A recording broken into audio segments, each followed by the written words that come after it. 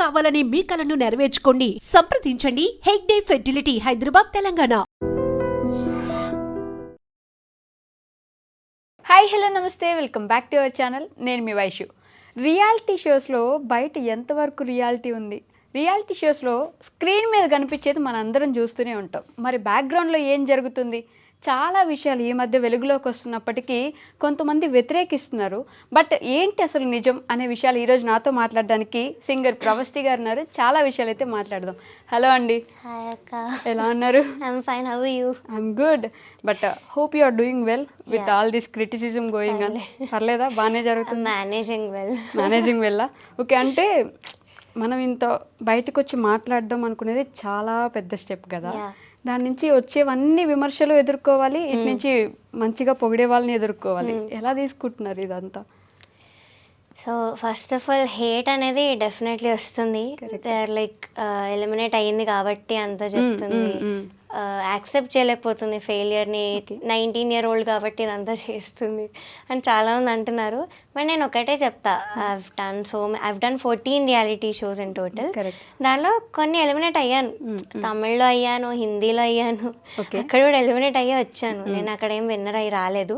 So అప్పుడు కూడా నేను ఎలిమినేట్ అయ్యాను. బట్ అప్పుడు ఎందుకు నేను మాట్లాడలేదు అనేది మీరు ఆలోచించాలి.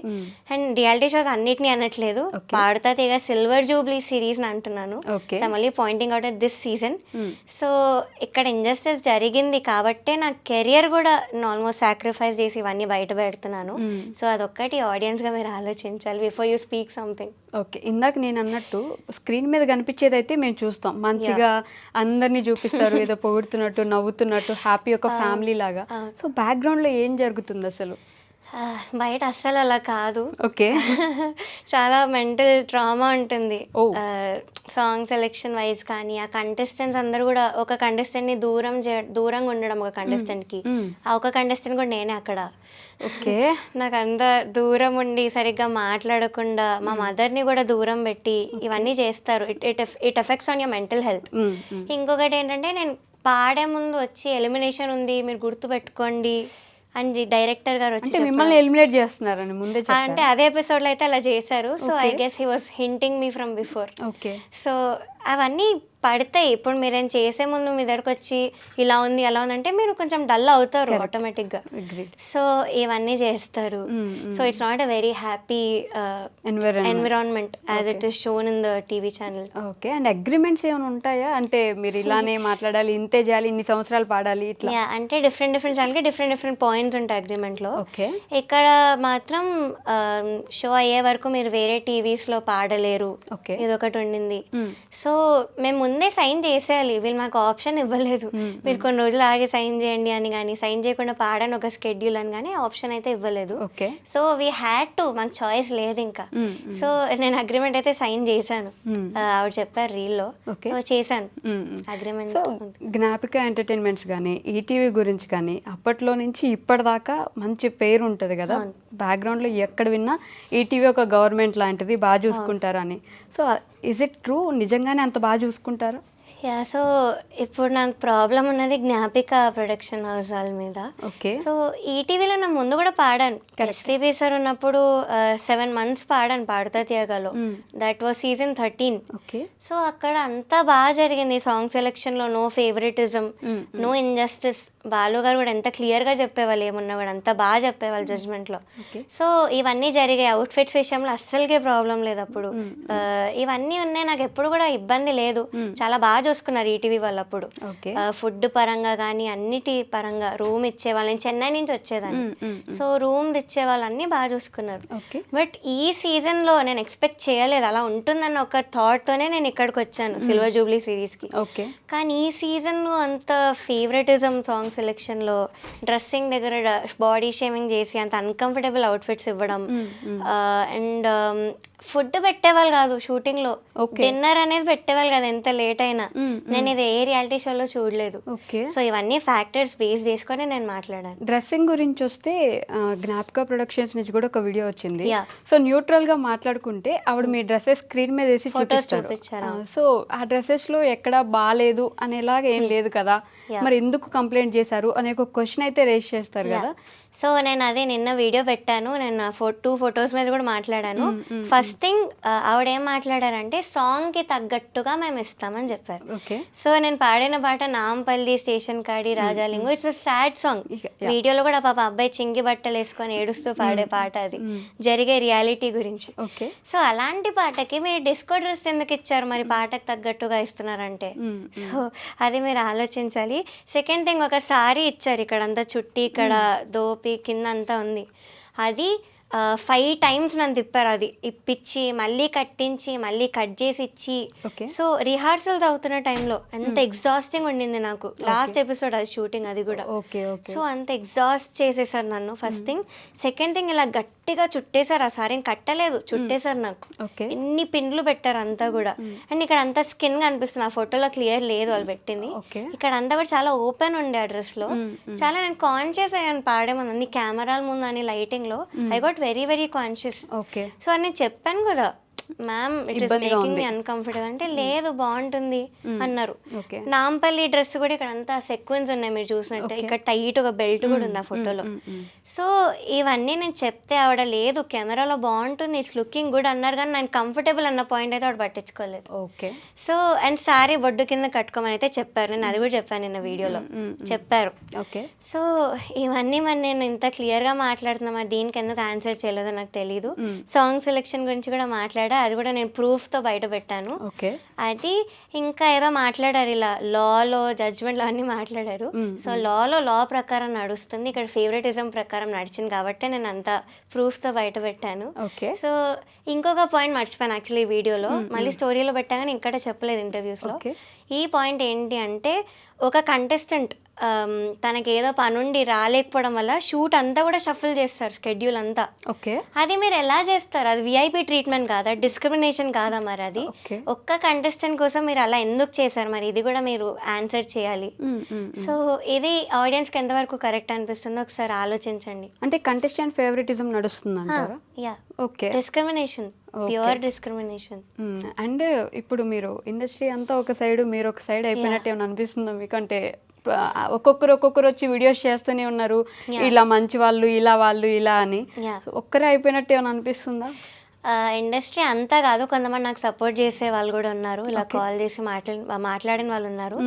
బట్ యా, కొంచెం ఎస్టాబ్లిష్డ్ ప్రొఫెషనల్ సింగర్స్ మాత్రం నాకు అగెయిన్స్ట్ గానే టీమప్ అయి ఉన్నారు. Okay. And I don't blame them, because వాళ్ళు అదే కెరియర్లో ఉన్నారు, వాళ్ళు కెరియర్ పనంగా పెట్టలేదు. సో వాళ్ళు కూడా ఇవన్నీ దాటుకొని వెళ్ళిన వాళ్ళు, అఫ్ కోర్స్ ఫెయిల్యూర్స్ తెలిసిన వాళ్ళు వాళ్ళంతా. వాళ్ళన్నీ ఇవి నార్మలైజ్ చేసేసారు, అదొక ప్రాబ్లం. రియాలిటీ షో అంటే ఇంతే కదా, ఇలానే జరుగుతుంది అని నార్మలైజ్ ఎందుకు చేశారు? ఓకే. యా, అదే మీరు మదర్స్ కూడా ఉన్నారు కొంతమంది ఆ సింగర్స్లో. అదే మీ పిల్లలకైతే మీరు స్టాండ్ తీసుకోరా, ఇంత ఇంజస్టిస్, ఇంత అన్కంఫర్టబుల్ మీరు పిల్లలు ఫీల్ అయ్యారంటే మీరు స్టాండ్ తీసుకోరా, ఇలానే వదిలేస్తారా? Okay. So this is my question.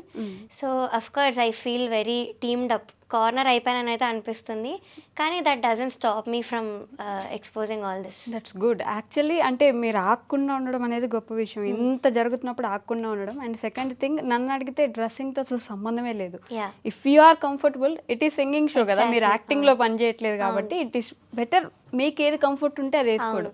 So I appreciate that point. But ఇంకొకటి ఏంటంటే, వీళ్ళందరూ పొగుడుతున్న విషయం మీకొక్కరికే ఎందుకు తప్పైంది? And second point, elimination episode తర్వాతే మాట్లాడడానికి కారణం ఏంటి, ముందే ఎందుకు మాట్లాడలేదు అనే క్వశ్చన్ కూడా రేజ్ అయ్యే ఛాన్స్ ఉంది కదా, సో దానికి ఏమంటారు?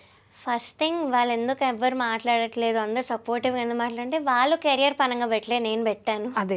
నేను పెట్టాను కాబట్టి నేను ఎక్స్పోజ్ చేయడానికి వచ్చాను. వాళ్ళకి అదే కెరియర్, సో డెఫినెట్లీ ఫియర్ ఉంటుంది. అండ్ సెకండ్ థింగ్, నేను చెప్పినట్టు నార్మలైజ్ చేసేసారు. It is like victim blaming. మీరు ఎలా నార్మలైజ్ చేస్తారు, అసలు ఎందుకు వెళ్ళో తెలిసి కూడా అని అంటున్నారు. So that is not right. నేను ఎందుకు వెళ్ళానో రీజన్ కూడా చెప్పాను, I needed exposure. So family అంతా కూడా నా మీద డిపెండ్ అయి ఉన్నప్పుడు నేను ఎక్స్పోజర్ కోసం వెళ్ళాను.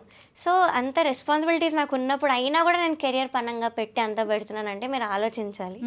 అండ్ ఇంకో పాయింట్ ఏది అడిగారు మీరు? అండ్ అంటే వీళ్ళందరూ ఎలిమినేట్ అయిన తర్వాతే మాట్లాడుతున్నారు అనే ముందు ఎందుకు చెప్పలేదు? అవును. సో నేను చెప్పినట్టు నాకు ఫస్ట్ షెడ్యూల్ నుంచి కూడా క్విట్ అవ్వాలని చాలాసార్లు అనిపించింది. ఓకే. బట్ అగ్రిమెంట్ సైన్ చేశాను.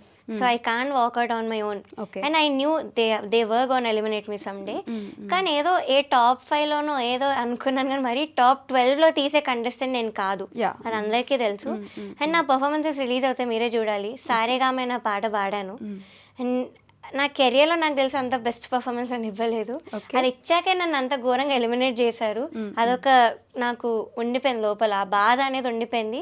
అండ్ ఫేవరెటిజం ఎక్కడ కూడా జరగకూడదు. It's gonna affect one's mental health. Okay. So అందుకే నేను ఎక్స్పోజ్ చేశాను. నాలా ఇంకొకరు సఫర్ అవ్వకూడదు అన్న రీజన్తోనే నేను ఇవన్నీ చేశాను. నాకు ఇంకొక క్వశ్చన్ కూడా రేజ్ అయింది. ఇట్స్ లైక్ వాళ్ళ మీద ఎందుకు ఫేవరెటిజం? అసలు ఎవరెవరికైనా బంధువులు ఉన్నారా దాంట్లో? మీరు అందరిలానే కంటెస్టెంట్ కదా, మీ మీద ఎందుకు డిస్క్రిమినేషన్ ఉంది, వాళ్ళ మీద ఎందుకు ఫేవరెటిజం ఉంది? అంటే అక్కడ ఉన్న వాళ్ళు కొంతమంది టాప్ పీపుల్, అక్కడ ఉన్న వాళ్ళు ప్రొడక్షన్ హౌస్ కావచ్చు, ఆ సెట్లో ఎవరైనా కావచ్చు, వాళ్ళు రికమెండ్ చేసిన క్యాండిడేట్స్ వీళ్ళు. వాళ్ళు చిన్నప్పటి నుంచి చూస్తూ, సో ఫేవరెట్ ఉంటుంది. అఫ్ కోర్స్ మనకైనా ఉండొచ్చు. మీరు కూడా చిన్నప్పటి నుంచి పెరిగారు కదా, వాళ్ళందరి చేతుల్లో పెరిగారని చెప్తారు వాళ్ళు. జడ్జెస్ గా ఉన్నప్పుడైతే నన్ను చూడలేదు. సో అది కరెక్టే. నేను చిత్రమ్మ వాళ్ళ దగ్గర పాడాను చిన్నప్పటి నుంచి కూడా.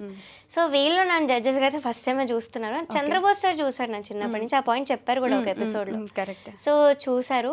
కానీ వీళ్ళని మాత్రం ఒక షోలో కంటిన్యూస్గా చూస్తూ వచ్చారు కొంతమంది కంటెస్టెంట్స్. అక్కడ వాళ్ళు జడ్జెస్ ఉన్నప్పుడు చిన్నప్పటి నుంచి చూస్తూ వచ్చారు. సో వీళ్ళు వెళ్ళి క్యారవన్లో మాట్లాడడం కానీ జడ్జెస్తో అంతా క్లోజ్ ఉన్నారు. నాకు ఆ చనువు కూడా లేదు అక్కడ. ఓకే. సో అవన్నీ అవుతున్నాయి కాబట్టి ఆ ఫేవరెటిజం అనేది వస్తుంది, ఆటోమేటిక్లీ వస్తుంది. కానీ నా బాధ ఏంటంటే అది మీ జడ్జ్మెంట్లో చూపించకూడదు. నాకు అదొకటి బయట జడ్జ్మెంట్ లో మీరు అలా ఉండకూడదు, డిస్క్రిమినేషన్ కూడా ఎప్పుడు చూపించకూడదు అని నాకు అనిపించింది. సో అంటే లిరిక్స్ మర్చిపోయినా కూడా టాప్ లో పెట్టడం, ఆబ్వియస్ మిస్టేక్స్ చేసినప్పుడు మీరు పెట్టకూడదు యాజ్ ఎ జడ్జ్ అని నాకు అనిపించింది. మీరు ఏదైతే పాట పాడి ఎలిమినేట్ అయ్యారో ఆ పాటలో ఒక 2 లైన్స్ ఏమైనా మా ఆడియన్స్ వినిపిస్తారా? అంటే they also want to listen కదా. కొంచెం వాయిస్ ట్రైన్ ఉంది, అదొక నాట్ ఏ ప్రాబ్లం. మీరు ఎంత స్ట్రగుల్ అవుతున్నారో ఐ కెన్ అండర్స్టాండ్. ఓకే. సారేగామే పదరి సే మచి వేసే, దట్స్ వాట్ వి సే. తెలుసుకో లక్ పావు కిలో, లాస్ పావు కిలో, లేబర్ పావు కిలో, చేర్చుకో భక్తి పావు కిలో, హోప్ పావు కిలో, టాలెంట్ పావు కిలో, అన్నిటినీ కలిపి కట్టిన పెద్ద పోట్లమే సీక్రెట్ ఆఫ్ సక్సెస్. సారేగామే పదరి సే మచి వేసే, దట్స్ వాట్ వి సే.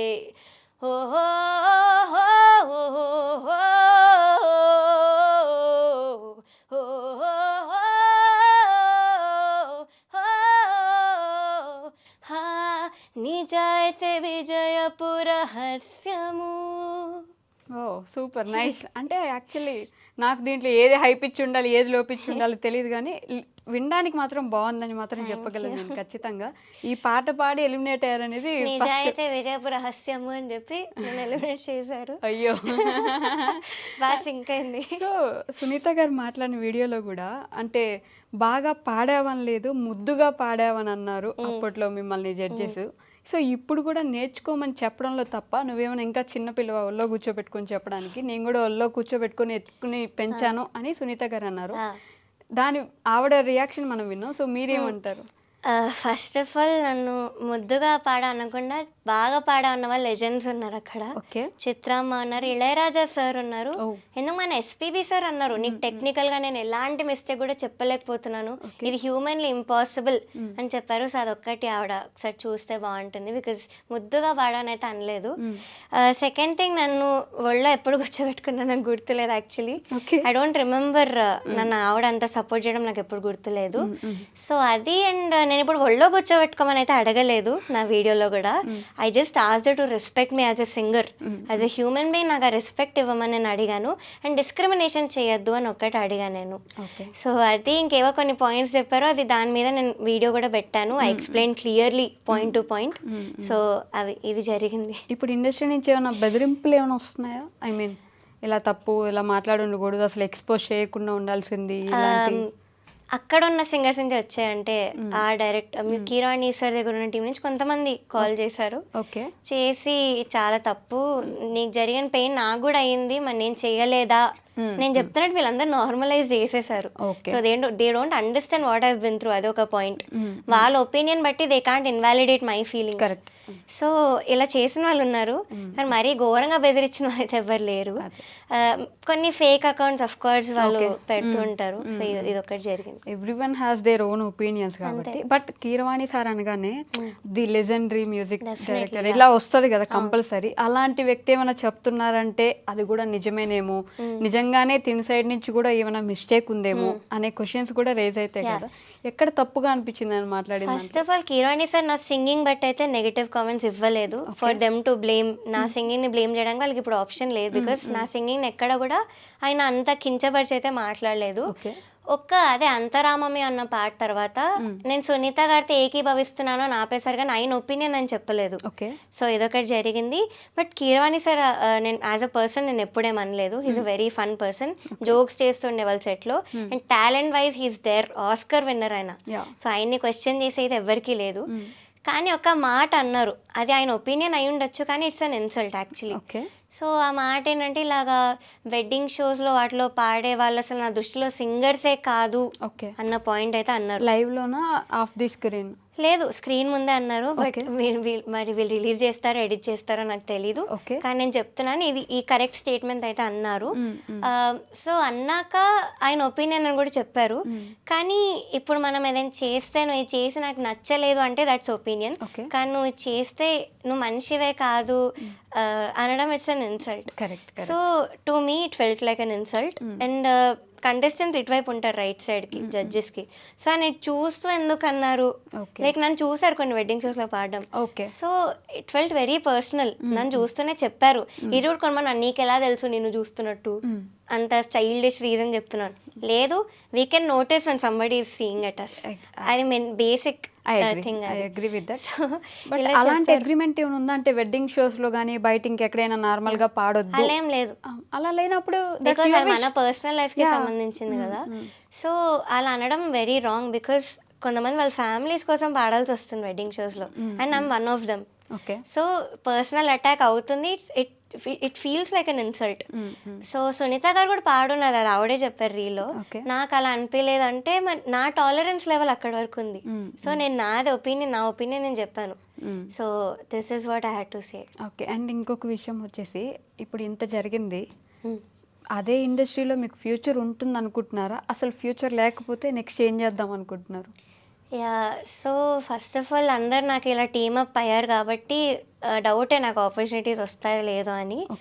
కానీ ఒక్క హోప్ వచ్చింది ఏంటంటే, ఇప్పుడున్న టాప్ మ్యూజిక్ డైరెక్టర్స్ కొంతమంది ఇప్పుడు చేస్తున్నారు మంచి మూవీస్, మంచి హిట్ సాంగ్ ఇచ్చారు రీసెంట్లో.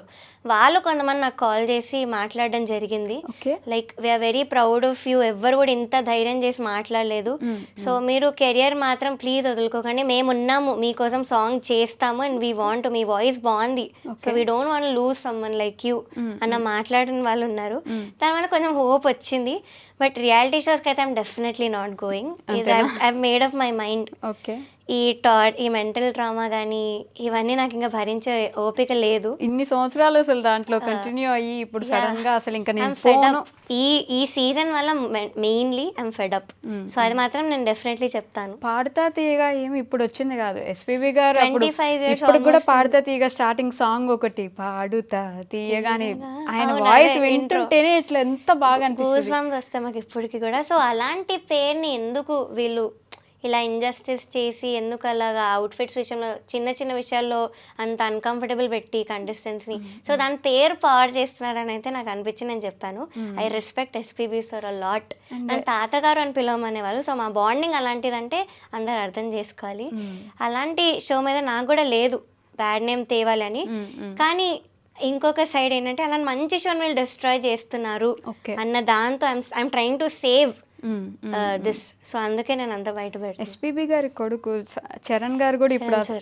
హోస్టింగ్ Host, చేసేది తనే కదా, మరి సార్ ఏమైనా అన్నారా? సార్కి ఇవన్నీ పట్టించుకోరు, జస్ట్ హోస్టింగ్ వరకే. Okay. సో ఇంకా ఆయన గురించి we can't talk anything. As a person is a very good person. Normal గా బాగా పాడుతున్నావమ్మా ఇలా ఏమైనా చెప్తారా స్టేజ్ మీద ఉన్నప్పుడు కానీ పక్కన? యా, నాకు చెప్పిన సందర్భాలు ఉన్నాయి. ఎస్పెషలీ సారేగామే తర్వాత చాలా మెచ్చుకున్నారు, చాలా గోల చేశారు అక్కడ వావ్ అని. ఓ సో ఇవన్నీ జరిగాయి, బట్ ఆయనకు అంత అథారిటీ లేదు అక్కడ. So as a host he did his job and అంతే.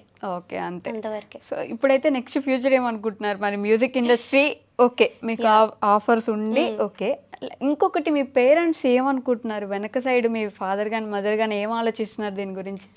ఫస్ట్ అయితే నన్ను చాలా ఆపడానికి అయితే ట్రై చేశారు. బికాజ్ చెప్పారు ఇలా you're going against powerful people, hate definitely చాలా వస్తుంది, I don't think nobody will support you అని అయితే అని చెప్పారు. బట్ నేను ఆగలేదు, నేను పెట్టేశాను. I told what I had to say. Now they are very proud of me and supporters కూడా చాలా మంది ముందుకు వస్తున్నారు, చాలా మంది సపోర్ట్ చేస్తున్నారు. I'm very thankful to everybody. So ఎంత చెప్పినా తక్కువే సపోర్టర్స్ గురించి. సో సపోర్ట్ చేస్తున్నారు, they are very proud of మీ. నేను చెప్పినట్టు పేరెంట్స్ ఉన్నారు అండ్ వాళ్ళు చూసారు నేను ఎంత భరించాను. సో నన్ను అంత ఆపడానికి అయితే ట్రై చేయలేదు, కానీ చెప్పారు యాజ్ అ పేరెంట్స్ చెప్పారు. ఓకే. అండ్ మీకు ఫ్యాన్ పేజెస్ కానీ మీ ఫ్యాన్స్ కానీ బాగా ఎక్కువ కదా, ఇప్పుడు వాళ్ళ నుంచి ఎలాంటి మెసేజెస్ వస్తున్నాయి మీకు? వాళ్ళు ప్రతి గంటకి కూడా నా మీద అప్డేట్స్ పెడుతూ, ఏమైనా ఇంటర్వ్యూస్ వస్తే నాకు పంపించి, ఎవరైనా తెలియకుండా మాట్లాడితే వాళ్ళు పంపించి, ఎందుకు వీళ్ళు ఇలా మాట్లాడుతున్నారు, మీ గురించి అసలు ఏం తెలుసు. ఇప్పుడు కొంతమంది పెద్దవాళ్ళు ఉన్నారు, వాళ్ళు ఏవో నాకు మీరు తెలియకుండా మాట్లాడేస్తున్నారు. ఓకే. సో వాళ్ళవన్నీ కూడా నాకు పంపించి చాలా I'm very thankful to these fan pages. నిజంగా చాలా అంటే చాలా ప్రేమ కురిపిస్తారు. ఓకే. అండ్ ఇంకొక విషయం వచ్చేసి, మీకంటే వయసులో పెద్దవాళ్ళు, ఎక్స్పీరియన్స్ లో పెద్దవాళ్ళు అయినప్పుడు ఏమైనా ఒక మాట అన్నా, ఒక మాట చెప్పినా తప్పే ఉంది, తీసుకోవచ్చు కదా, పెద్దవాళ్ళే కదా, ఎంతో చూసొచ్చి ఉంటారు కదా అనే క్వశ్చన్ కూడా ఉంటుంది. సో డెఫినెట్లీ ఆ విషయంలో నేను ఒప్పుకున్నా. ఇప్పుడు సునీత గారు కన్సిస్టెన్సీ లేదు నీకు అంటే ఓకే, అది ఆవిడ opinion, I'm definitely respecting that. నేను దాని మీద ఏం మాట్లాడలేను ఆ వీడియోలో కూడా. సో అలాంటి నేను ఒప్పుకుంటున్నాను. కానీ మీరు ఎందుకు అలా వేరే జడ్జెస్కి కూడా మీరు ఇలా చెప్పండి, నేను ఎందుకు ఇన్ఫ్లుయెన్స్ చేస్తున్నారు, అది ఎంతవరకు మీకు రైట్ అనిపిస్తుందో మీరు ఒక్కసారి ఆలోచించండి.